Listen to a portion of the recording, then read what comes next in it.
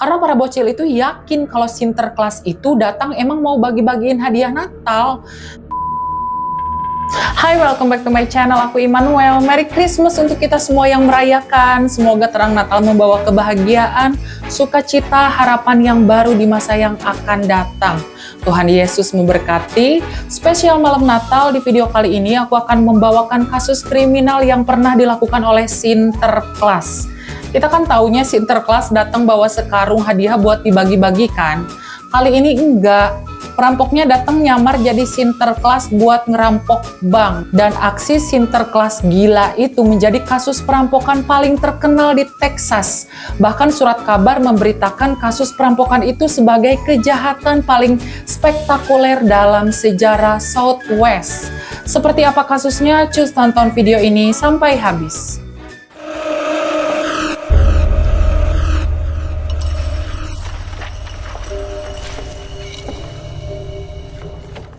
Pada tanggal 23 Desember 1927, di pagi hari yang cerah bersalju, warga Cisco, Texas tampak sangat antusias menyambut Natal. Kebanyakan dari mereka masih sibuk belanja untuk merayakan Natal, bahkan siang itu di Bank Cisco lumayan penuh.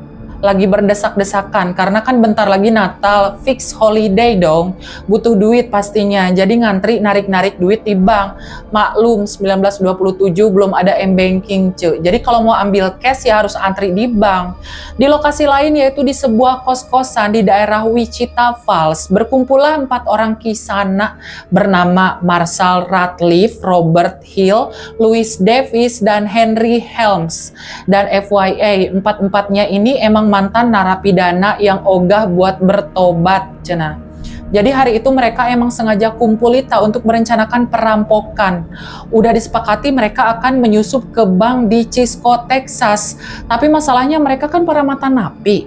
Otomatis wajah mereka akan sangat mudah dikenali. FYI zaman baheula emang gak ada medsos, TV juga rumek. Akses mereka ke berita terkini yang memanfaatkan radio, surat kabar, poster, dan bisik-bisik tetangga. Tapi ajaibnya mereka yang hidup di zaman itu jeli-jeli. Apalagi mantan napi udah ditandain pasti sama mereka. Ngide lah si Marshall dan kawan-kawan ini minjem kostum Sinterklas ke ibu kos mereka. Namanya Josephine Heron. Dan emang kostum Sinterklas itu dibikin langsung sama Josephine untuk keperluan Natal. Satu set lengkap tuh dipinjem lah sama mereka. Plus udah ada jenggotnya. Dan waktu itu yang diputuskan untuk menjadi Sinterklas ini si Marshall dandan lah, dia dibantu sama teman-temannya pagi itu juga ya. Terus kemudian mereka langsung cus ke bank. Nah di jalan kan banyak warga warawiri kan, termasuk anak-anak. Begitu gerombolan kisana itu tiba, mereka parkir di sebuah gang di samping bank. Kemudian pas mereka keluar dari mobil, para bocil yang tiba-tiba ngelihat keberadaan Sinterklas langsung pada kegirangan Si Marshall nih yang lagi nyamar jadi Santa Claus dikerubungin sama segerombolan bocil. Karena para bocil itu yakin kalau Sinterklas itu datang emang mau bagi-bagiin hadiah Natal. Kan yang pakai kostum cuma si Marshall doang. Nah sisanya yang 3 orang itu berpakaian ala-ala nasabah bank biasa. Jadinya begitu keluar dari mobil jumpa fans kecil-kecilan dulu. Kalian bisa bayangin kan anak-anak kecil ngelihat Sinterklas girangnya kayak gimana. Dan bocilnya tuh banyak banget. Kebayang nggak recetnya kayak gimana? Di otaknya si Marshall dan kawan-kawan nih udah dipikirin nih, gimana ya nanti cara ngegesek duit abis itu kabur. Tapi di depan mereka sekarang lagi banyak bocil yang lagi nanya-nanya Sinterklasnya. Pokoknya kayak diwawancara gitu sama bocilnya, kayak apakah kamu Sinterklas? Apakah kamu datang membawa hadiah? Si Marshall terpaksa membalas sapaan dan pertanyaan anak-anak itu dengan ramah, sebagaimana Sinterklas pada umumnya, sehingga butuh waktu yang lama bagi mereka untuk bisa membubarkan gerombolan bocil-bocil itu. Mungkin para bocil itu di PHP-in, makanya mereka pada nurut mau bubar. Sampai akhirnya mereka berjalan masuk dan berhasil masuk ke bank. Kemudian mereka jalan nih ke meja resepsionis. Di situ ada 2 orang pegawai bank namanya Alex Pierce dan Jewel Poe. Dan 2 orang nasabah namanya Marion Oslon dan Oscar Cleat. Di meja depan total ada 4 orang ya, dan 4-empatnya nih cowok semua. Tiba-tiba si Sinterklasnya ini langsung menodongkan pistol, jangan bergerak. Tapi bukannya pada takut, Sinterklasnya malah diketawain. Dikira mau atraksi. Lagi suasana begitu nih, tiba-tiba ada seorang ibu-ibu masuk ngegandeng anaknya yang berusia 6 tahun. Perkara anak itu pengen ketemu sama Sinterklas gara-gara anak itu dipanas-panasin sama temennya. Tadi kita udah berjumpa loh sama Sinterklas, terus sekarang di mana Sinterklasnya? Tuh udah masuk ke bank. Jadinya si anak cewek satu ini ngerengek pengen ketemu juga sama Sinterklas. Diantarlah sama emaknya pas masuk, halo Sinterklas, tapi nggak digubris sama si Sinterklasnya, Mereka kan fokus mau ngerampok bank.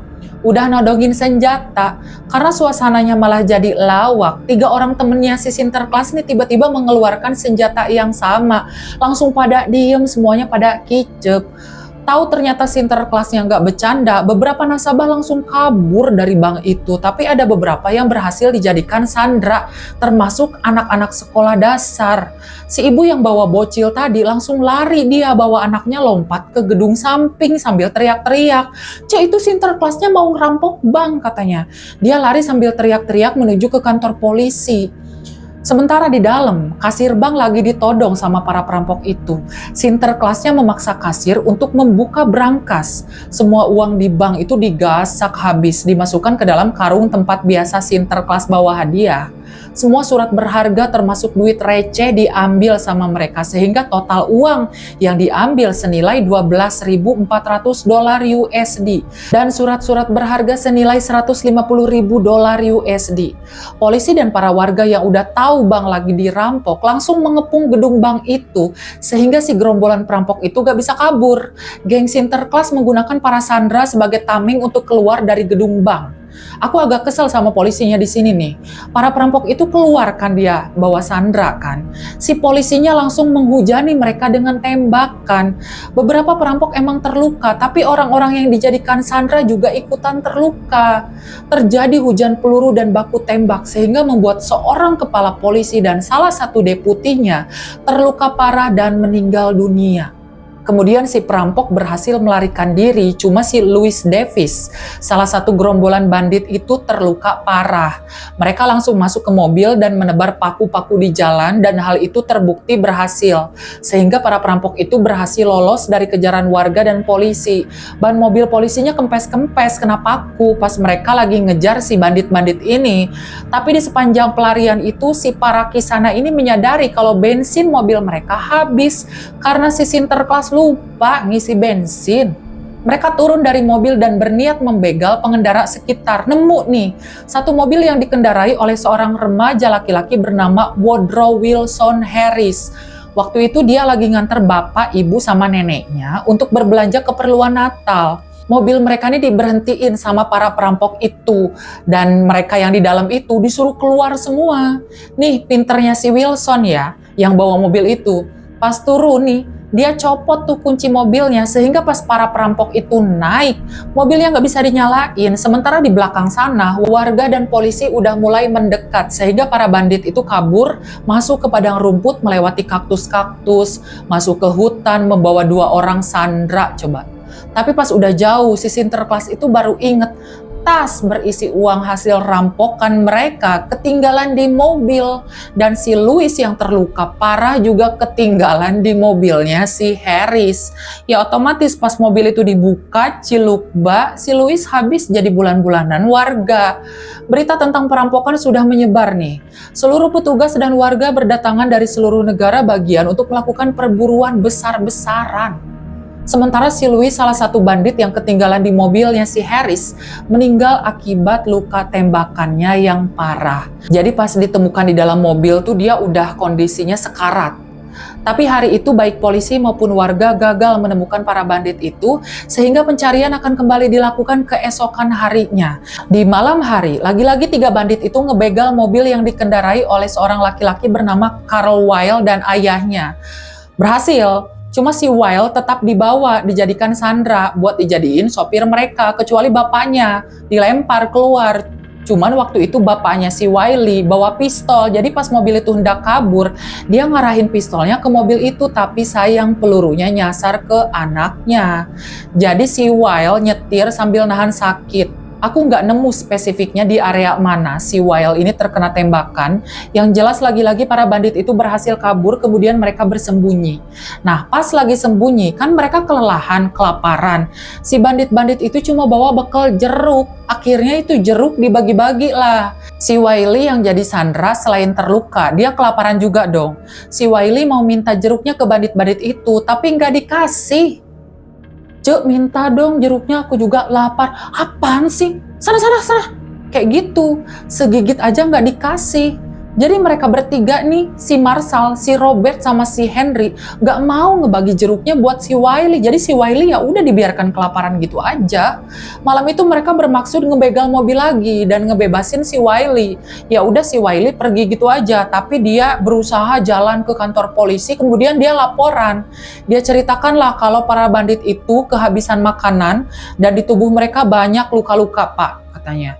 Pagi harinya para bandit itu kembali mengendarai mobil melewati sungai Brazos di Young Country.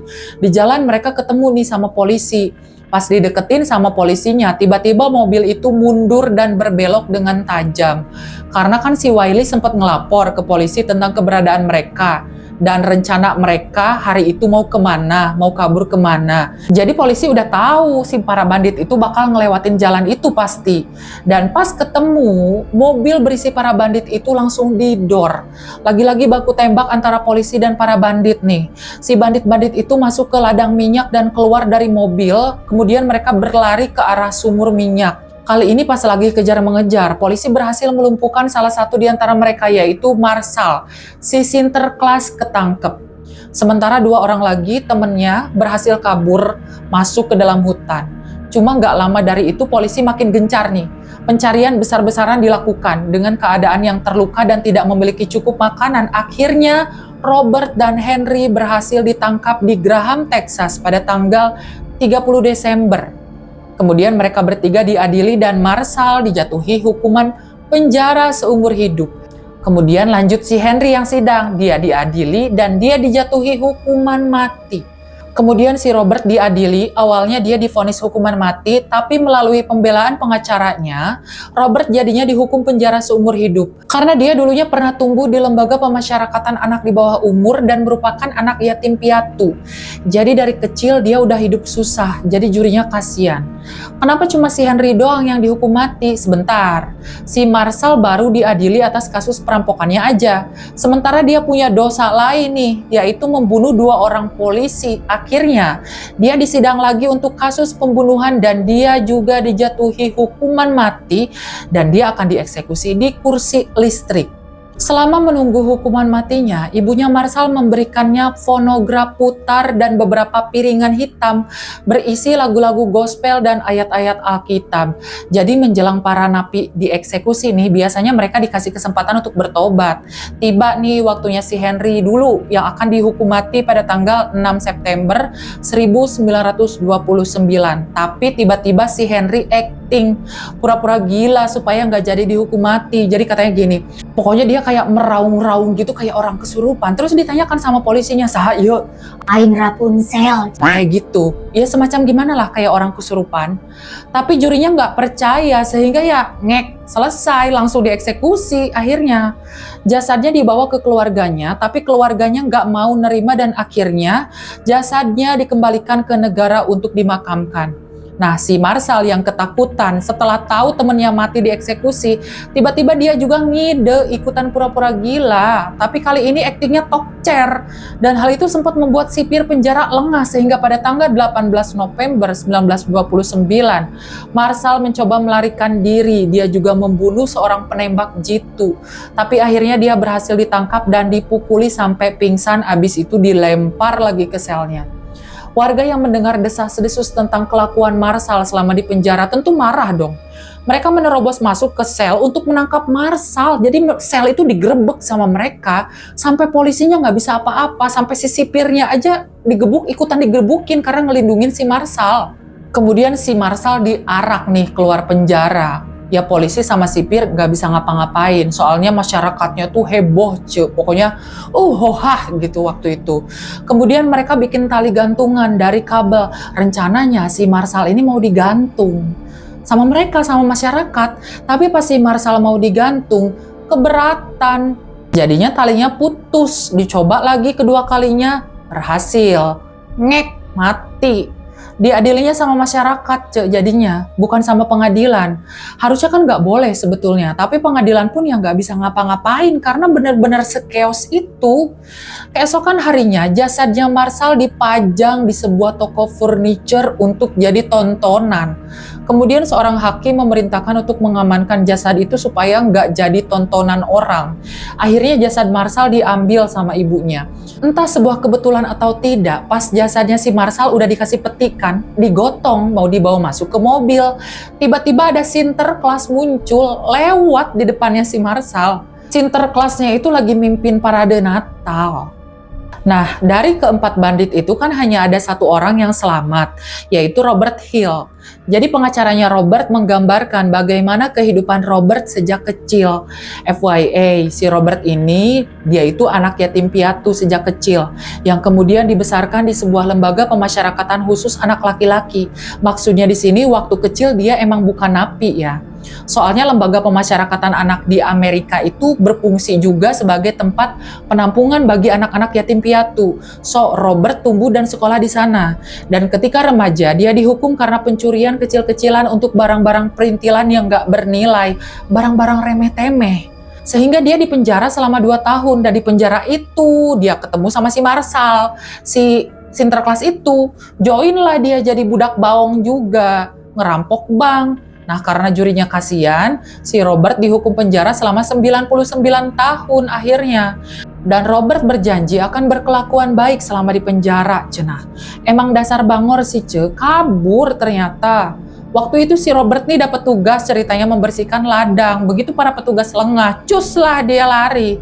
Tapi ujung-ujungnya ya berhasil ditangkap juga, jeblosin lagi, kabur lagi, jeblosin lagi, kabur lagi. Gitu-gitu terus kerjaannya.